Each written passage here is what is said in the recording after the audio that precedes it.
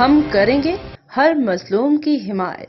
السلام علیکم، میں ہوں حرین فاطمہ اور آپ دیکھ رہے ہیں حمایتی نیوز HD چینل۔ نظر ڈالتے ہیں آج کی اہم خبروں پر۔ آئندہ مالی سال 2024-25 کے لیے وفاقی بجٹ اگلے ماہ 7 جون کو پیش کیے جانے کا امکان ہے، جس میں 9300 ارب خسارے کا تخمینہ لگایا گیا۔ آئندہ مالی سال 2024-25 کے لیے وفاقی بجٹ اگلے ماہ 7 جون کو پیش کیے جانے کا امکان ہے۔ بجٹ میں وفاقی اخراجات کا ابتدائی تخمینہ 16,700 ارب روپے ہو سکتا ہے اور مالیاتی خسارہ 9300 ارب رہنے کا امکان ہے۔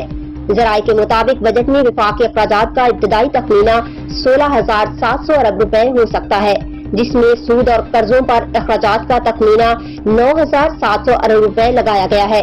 ذرائع نے بتایا کہ بجٹ میں سبسڈیز کا ابتدائی حجم 1,500 ارب روپے ہو سکتا ہے۔ بجٹ میں ٹیکس آمدن کا ابتدائی تخمینہ 11,000 ارب روپے سے زائد ہو سکتا ہے، جس میں ڈائریکٹ ٹیکسز کی مد میں 5300 ارب روپے جمع ہونے کا امکان ہے، جبکہ 680 ارب روپے فیڈرل ایکسائز ڈیوٹی کی مد میں جمع ہونے کا امکان ظاہر کیا گیا ہے۔